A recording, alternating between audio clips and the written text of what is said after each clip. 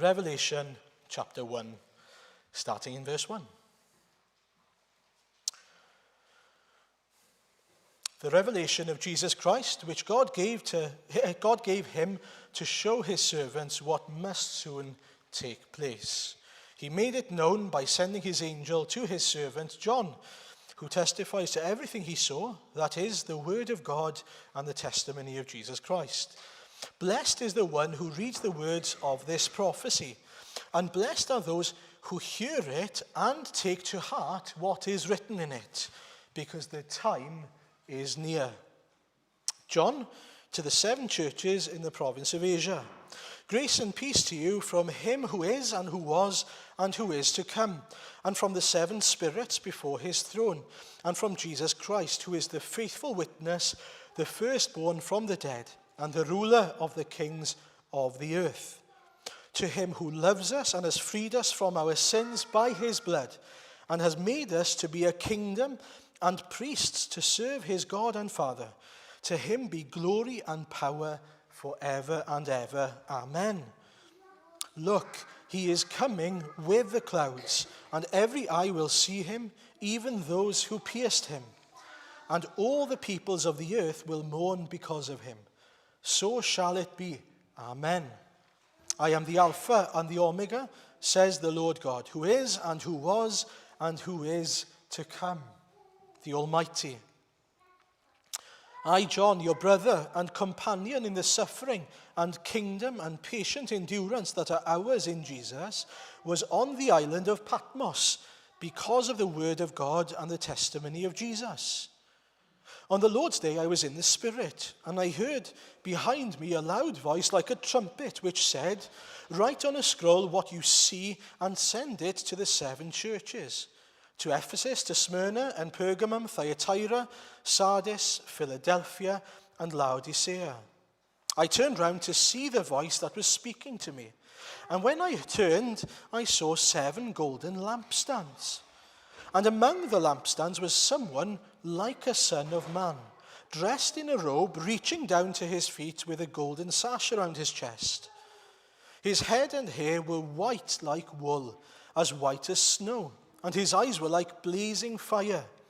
His feet were like bronze glowing in a furnace, and his voice was like the sound of rushing waters. In his right hand he held 7 stars, and out of his mouth came a sharp double-edged sword. His face was like the sun, shining in its brilliance. When I saw him, I fell at his feet as though dead. Then he placed his right hand on me and said, "Do not be afraid. I am the first and the last. I am the living one. I was dead, and behold, I am alive forever and ever. And I hold the keys of death and Hades. Write therefore what you have seen, what is now, and what will take place later. The mystery of the 7 stars that you saw in my right hand and of the 7 golden lampstands is this. The 7 stars are the angels of the 7 churches, and the 7 lampstands are the 7 churches. Amen. Well, this evening then, we're still in our series, What is Church? And having looked at Ephesians recently in the last few weeks then, we were reminded of the fact that we are rooted, our identity is rooted in what Jesus has done for us, who he has destined for us to be from the beginning. We were predestined, we were chosen to be the people of God, holy and set apart. And that includes, as we heard last week, people who are far away, even the Gentiles, even those who were initially nothing to do with the nation Israel. And now in him, the whole building is joined together and rises to become a holy temple in the Lord.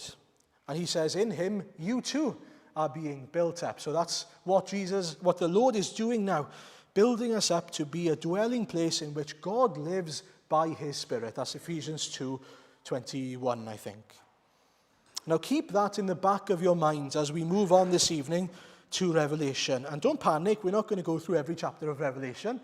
The series is going to come to an end at the end of this month. But we're going to spend a few weeks in the sermons and studies looking at the letters to the 7 churches. And sometimes when we think of the book of Revelation, I think we think of it as something about something that is going to come in the future only. Right, that's partly true, of course it is. But if you notice verse 19 of of chapter 1, it says, "Write therefore what you have seen, what is now, and what will take place later." And so actually, the revelation that we have here is not just about the future, it's about what is now, what is happening among the churches now. And that is exactly what we've got in the letters to the churches. What is going on now? And that continues to be the case today, by the way, not just in the Ephesians back then, when the letter was written. And so about 60 years, this was about 60 years after, and that's important, by the way, when we think of these churches. Sometimes we can look at Acts chapter 2 and think, oh, wouldn't it be great to be back there where the ideal church was? It's only taken about 60 years, and look at the state of the churches by then. Look at what's happened. And the main point I have for us this evening is Jesus has something to say about that. Jesus has an insight and wants to tell us exactly what their condition is and offer for those who are serving faithfully comfort and a reminder of where to look, and for those who are struggling and sinning, a chance to repent and to come back. And so he's got a message for churches even today. He speaks to the church even today. We have churches today, and by the way, the 7 churches represent the complete church, the whole worldwide church of Jesus Christ. In the same way that the 7 spirits, by the way, represent, when you read that in the book of Revelation, it represents the work of the Spirit among the church, where throughout the world, the complete work of the Spirit then. And that's what we've got here, the work of the Spirit among the church. And that is Jesus working. And thankfully, although some of the churches are in a dire state, Jesus hasn't forgotten about them. Jesus hasn't left them. Jesus is still there. And so John is clearly writing, it says, to the 7 churches in the province of Asia. And this is what he says about those people, verses 5 and 6. "To him who loves us and has freed us from our sins by his blood and has made us to be a kingdom and priests to serve his God and Father." That's what he's done to his church, to his people. That's who he's writing to here. These 7 churches have experienced this: freedom from sin, the love of Christ, and having been transformed to being a kingdom and priests that serve God the Father. They have been loved, they have been saved, they have been freed. But you might be a kingdom of Christ and a priest that is for the glory of God and to the praise of God, but you can be a bad priest. You can be a bad priest. You can be an ineffective priest. And we'll see that as we look at the churches. We hear some shocking things that Jesus reveals to us about the condition of some of the churches. We can't escape from that. That means that within the Church of Jesus Christ, there are some churches who are faithful, who are enduring affliction, who are just keeping on standing up for Jesus, and you've got other people whose their church is dead, or lukewarm, or conforming with the ways of the world. And we'll see that in a minute. But before then, in chapter 1, what is Jesus doing? What is Jesus doing now? He reveals something of what he's doing just among his church generally. He gives us sort of a picture. That's the point of the vision that John gets. What is Jesus doing here and now, today? Well, the simple answer is that he is working and walking among his church today. That's the picture that John is given. So that John himself, despite the fact he's isolated, punished, imprisoned on an island, Patmos, having suffered for the sake of the gospel, still knows Jesus is among his church. Jesus is working and living and speaking among his church. He has kept his promise. He hasn't left them as orphans. He is there. And how do we know that? Well, if you look at the picture that's given to us, it's very clear. As he turns around, look at verses 12 onwards. When I turned around, I saw 7 golden lampstands, and among the lampstands was someone like a son of man. He goes on to describe Jesus. And so we've got the church of Jesus Christ, the lampstands, and we'll come to that in a second. But among the church is Jesus. He is not somewhere else. He is not apart from his church. He is among his church, working and walking with his people through his word by his Spirit. That's important. He hasn't left us. He hasn't forgotten. He is still here at work today, walking with us. This is what Jesus is doing. And now some things that are revealed now then about Jesus here. Firstly, he is coming with the clouds. It's revealed to them. He's coming back. And when he does, everyone will see him. Everyone will bow the knee to him. And some people will realize their folly. They'll mourn because they've realized what they've rejected, who they've rejected.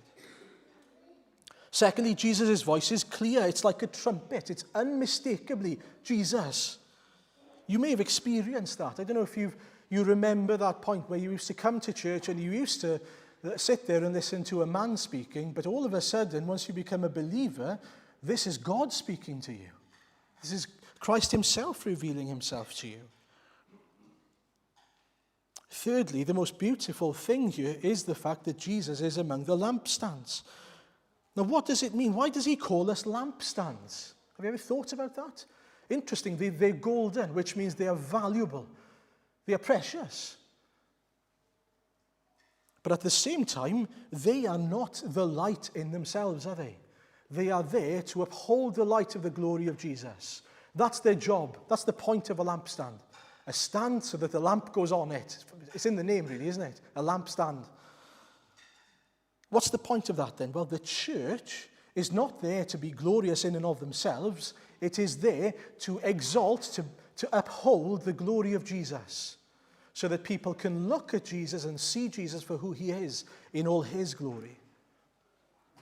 That's the point of the church. That's the job of the church. That is why we are lampstands. We are to lift up, if you like, the face of Jesus, the face that, according to verse 16, shines like the sun. And then we see that Jesus is different. He's different in that he's not called the Son of Man anymore. By the way, he's like the Son of Man. That's interesting, isn't it? He's not the Son of Man anymore. He's like the Son of Man. Did you notice? So he's similar to human likeness, but not exactly human likeness. And that's because surely he's taken up the glory that he put aside in heaven, and now he is the glorified Jesus. And so he is different. We don't fully know how that works itself out, or I don't fully know how that works itself out. Maybe you're cleverer than me, that's fine. I don't know how that works itself out, but I know it's true. And so this is the glorified Jesus now at work among his church, continuing to reveal his glory, continuing to speak, continuing to work. And what is his work then? Well, one of the things that he does, according to verse 13, is that he is a high priest. He wears a high priestly robe with a golden sash around his chest. That tells us that he is a high priest. That was a high priestly garment. And what does a high priest do? Well, he intercedes for his people. And so Jesus continues to speak on our behalf, plead on our behalf, pray on our behalf, even today. I think that's amazing, that Jesus is still praying for me. Jesus is still interceding for me, even today. Recently, we looked at Simon Peter. Do you remember? A study on Simon Peter. And I was thinking to myself, do you remember when Jesus prayed for Simon Peter? And he prayed, Simon, Simon, Satan has asked to sift you, all of you as wheat, but I have prayed for you, Simon, that your faith may not fail. And then he says, and when you have turned back, strengthen your brothers. You know, there's a promise there. When you, not if, when you have turned back, strengthen your brothers. And we can sit there and think, oh, imagine if Jesus prayed for me. We don't have to imagine it. He does. He prays for you, just like that. We don't depend on our own prayers. We depend on Jesus upholding us by his prayers. And not only that, but he's also like an advocate for us, in that when Satan comes and accuses us before God the Father of our sin, which is true that we do sin, of course we continue to sin, that Jesus says, no, look, I've got evidence. Look at my hands, look at my feet. I've paid the price for those sins. He is mine now. You have no grip, you have no hold on him. Such a wonderful thing that we have an intercessor in heaven on our behalf. Jesus is still working for us. And then we go on to read that he continues to show his glory. Now, in the picture, of course, he's given a physical picture as a sign of who he is here. He's got white hair that portrays his holiness and purity.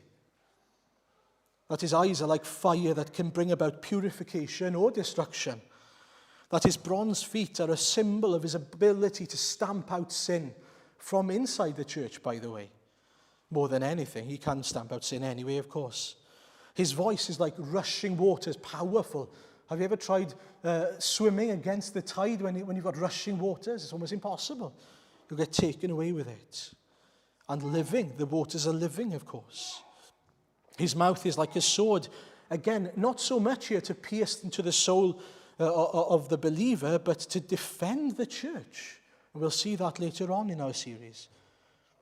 He protects us like the lion that he is.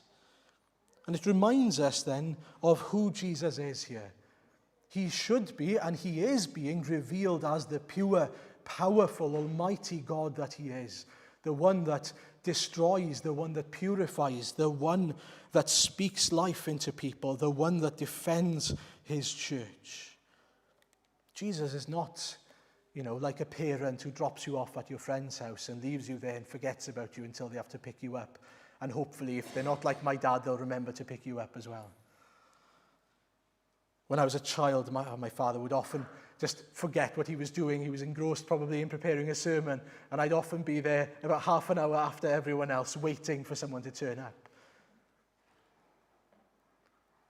Jesus isn't like that. Jesus hasn't just gone off and gone to do his own thing. Jesus is in heaven and working by his Spirit through his word, and his glory is being revealed even today. And if that isn't enough, he's interceding on your behalf, on our behalf as well.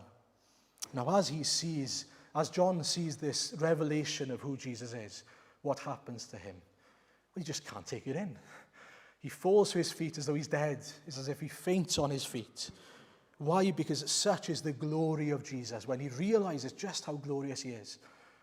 And you know what? I think when we reach heaven and when we come face to face with Jesus, that's exactly what we'll do. That's exactly what we'll do. When we fully realize the purity and the almighty nature of Jesus Christ. We don't fully understand it now. If we did, we'd probably be on our faces even tonight. But as we do, the amazing thing is that Jesus does to us what he did to John. And what did he do to John? He puts his right hand on him, and he says, verse 17, "Do not be afraid. I am the first and the last. I am the living one. I was dead, and now look, I am alive forever and ever, and I hold the keys of death and Hades." In other words, it's okay. Don't worry. You don't need to fear me. I'm your Savior. I was dead, yes, but I am alive. I've died, and I've rose again for you. I know you, you know me. And I've opened the gates of hell to bring you out of the kingdom of hell into my kingdom. And you are safe in my hands.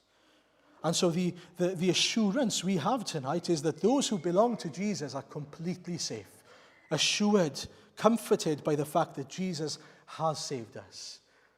That we are his candlestick, the lampstands that are meant to shine the light of Jesus in this world. That's our only comfort in this world. What is our hope in life of death and death? Christ alone. There is no other hope. But my heart breaks for you if you don't have that comfort, if you don't have that hope. May I encourage you to come to Christ before it's too late. Now, secondly, what's Jesus saying to the churches? He has something to say to us. So we know we are safe in Christ. We have Christ living and working in us and among us, and yet he has something to say about the way all these churches are specifically working now. And he could have said lots of things here, but this is where, if you have the piece of paper, take a look at it. We're looking at two sections in particular here, in verses 1 and 2 in Revelation 2, and then in 8 and 9, and then 12 and 13. You'll see the pattern there. And the point of it is, it's the two first things that Jesus says to all his churches. And what you'll notice, not only the two first things, but throughout the entire letters, there's a pattern that Jesus is following to teach us something. It's exactly the same pattern throughout the entire letters. And he starts off with, these are the words of. These are the words of. And what struck me about that is he could have just said, he could have omitted that completely, because he's already said in chapter 1 that he is writing these letters to the churches. And he could have just said, these are the words of Jesus in every single letter. But he does more than that, doesn't he? He wants to remind them of who he is, what his authority is, before he speaks. I don't know if you've ever had a letter through the post. If there's a certain stamp on it from the government, for example, and you have to pay a certain fine, maybe for speeding or something like that, then you know, well, there we are, it's inescapable, I've got to pay it. But if someone sent you an anonymous letter through the post and said, oh, you've got to sign, you've got to pay this letter, pay this fine, the only place that letter's going is in the bin, because there's no authority stamped on it. In the same way, Jesus stamps his authority on the letter, on the letters that are given out. Because he says, these are the words, and I'm paraphrasing here, of the one who holds his messengers in his hands, the one who walks among his church, the one who is eternal, the one who is the risen Christ, the one who has the words that can defend and destroy, the one who is the Son of God, the one who holds the work of the Spirit in his church, the one who is holy and true, the one who is in control of the kingdom, that's the key of David, the one who is faithful and true in his witness of God and his purposes. What he's doing is saying, look, this is who's speaking to you. And if you understand that that's who the letter's from, surely we wake up and go, I need to listen to this. This matters because the Holy Son of God is speaking to me, to us. I can't just dismiss this. This is the King of Kings. He has to say something. He has something to say about the way we are living now. What does he have to say then? And my prayer then, and what I encourage us to do this evening, before we really even look at the passage, is to pray that we would be attentive to the words of Jesus to his church here, and then consider, well, what is Jesus saying to Pennywell here? What's he saying to me? What's he saying to us? It's all too easy to look at other churches and go, well, I can see what they're doing wrong. I can see what they're missing out on. I can see the mismatch and the misbalance in what they're doing. We're good at that. Are we good at saying, what's the, for want of a better term, spiritual temperature in our church? How are we doing? If the Lord was to write a letter to Pennywell Church, what would it say? All of a sudden it becomes very scary and very real, doesn't it? And yet that's exactly what I'd long for us to consider here. What are the things Jesus would say to us? Well, we've got to remember, he starts off chapter 1, you are saved, you are redeemed, you are safe in his hands. But that doesn't stop him from pointing out all the other things that need to change, so that we better uphold the glory of Jesus Christ. And so that's important. Listen to who, or see perhaps firstly, who is writing. It's Jesus who is writing. That's why we listen to what he has to say. He has authority. But the second thing he says is, I know.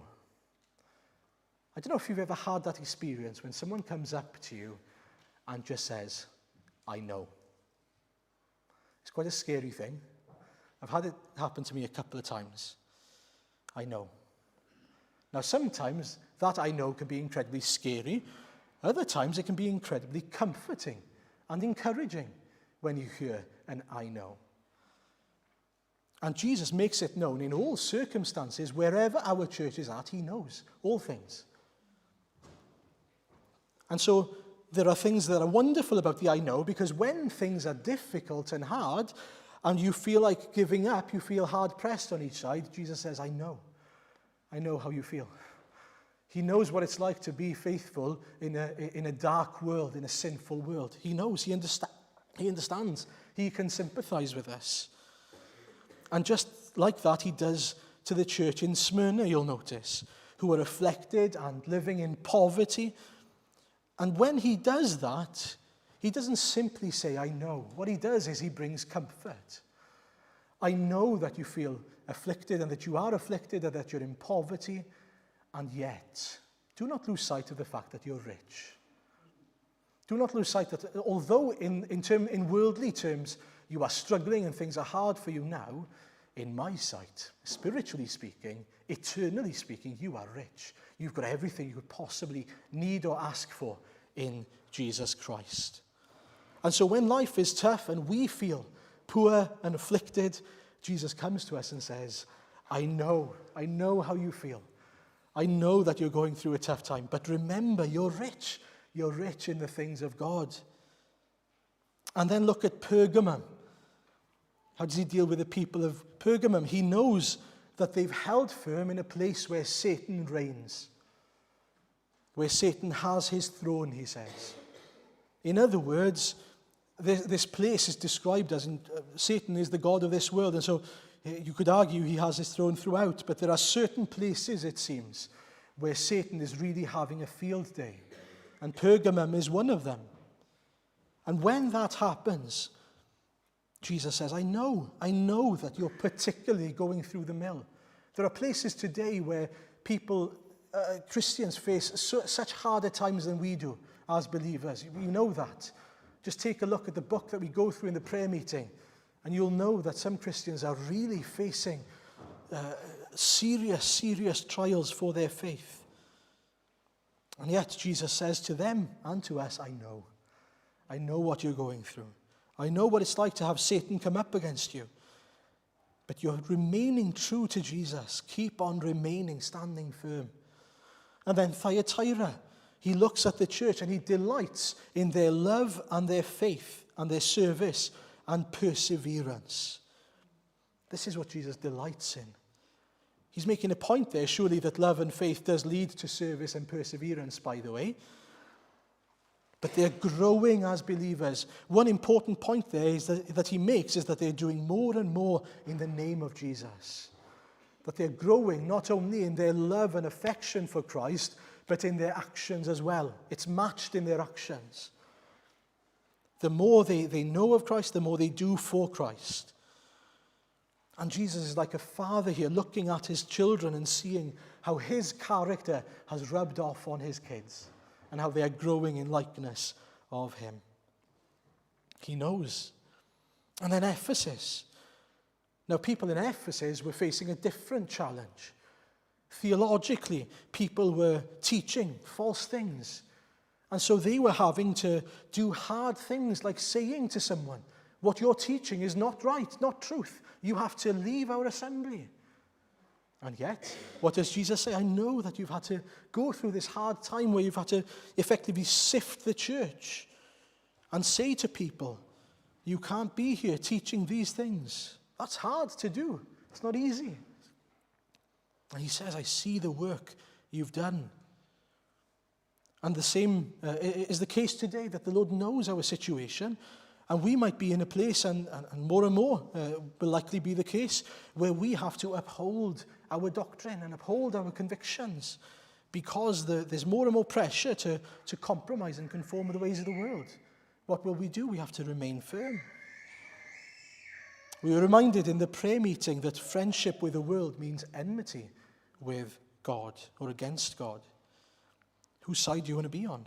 And then in Sardis, you've got the opposite problem, which is people look like they're alive and fine, but actually inside they're dead. Again, Jesus knows the heart. And then in Laodicea, he knows their deeds.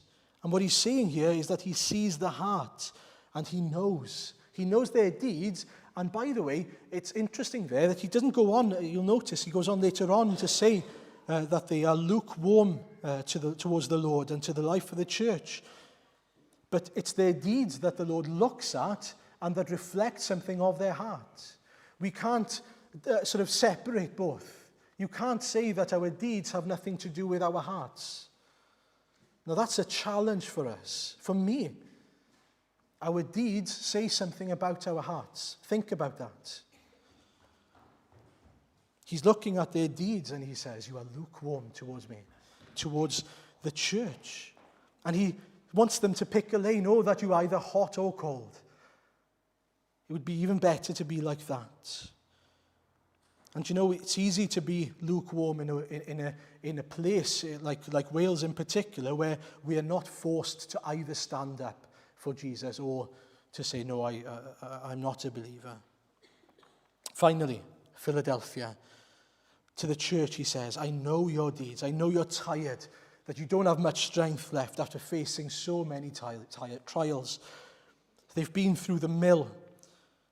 And yet he says to them, don't focus on what you've gone through. Focus on what I've done for you. And I really like this. I was struck by it. Jesus says, look, you've done lots of things, but don't focus on what you have done. Focus on what I've already done for you and given to you as a promise. I've opened the door to eternity for you, to the Father, and whatever you face in life, however tired you may feel, the door will never be shut. There's a door to eternity that you're going through, and nothing's going to stop it. What an encouragement that would be to someone who feels absolutely exhausted. Now, we can certainly look at all these sort of positions or these situations that we might find ourselves in individually, first and foremost. And that's okay, I think. But it is important to remember that Jesus is predominantly talking about a church here, and churches. And so we are to think about it in the context of our church. Now that's a real challenge, isn't it? We are reminded then, Jesus is among us, Jesus is working in us, he has saved us, we are safe in his hands. But what kind of candlesticks are we? What kind of lampstands are we? What kind of a job are we doing in upholding and making the glory of Jesus known to the people in darkness? Now, the comfort here is that does not affect our salvation. It's important. It does not affect our salvation. In that if you are in Christ Jesus, you are saved. He starts that off in chapter 1. You can't escape it. But understand that it does affect how you live your life as a believer. Your relationship with Christ will be affected. You will be called towards the Lord if you're not serving the Lord. If you're not being the priest that you are called to be. And it's you that's missing out. It's you that's wasting your life. Because Christ's desire for us as a church is to be the great things that we see in this letter. To be faithful, to be upright in doctrine, to be alive and on fire with zeal, not lukewarm or cold. To be rich in spiritual terms and remembering that, keeping our eyes on what Christ has done for us and given to us. We are rich. Christ has opened the door that cannot be shut. These are the things that we should be seeking for our own church and for other churches around us. Praying for each other. Lord, help us to be, help that church to be, help this church to be your church that is faithful, that is diligent, that is persevering, that is on fire for you. And so we can pray. It's only the Lord that can do it by his Spirit through us, but we need to be willing, of course. Pray that we would be a people who reflect the good that we see in this. Pray also for grace that we would be willing to look at ourselves as a church and ask, Lord, reveal to us what kind of a church we are. Show us where we are lacking. Show us, Lord, if there's anything in our doctrine that's wrong. Show us, Lord, if there's anything in the way we are living that isn't right. When was the last time we prayed something like that? When was the last time I prayed something like that? Show us, Lord, what you are telling us.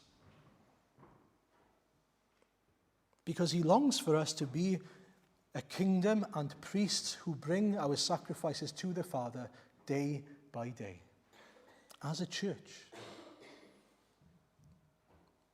Now, thankfully, even the things that we have read about tonight are not sort of our endeavors to in our own strength make me be better, Lord.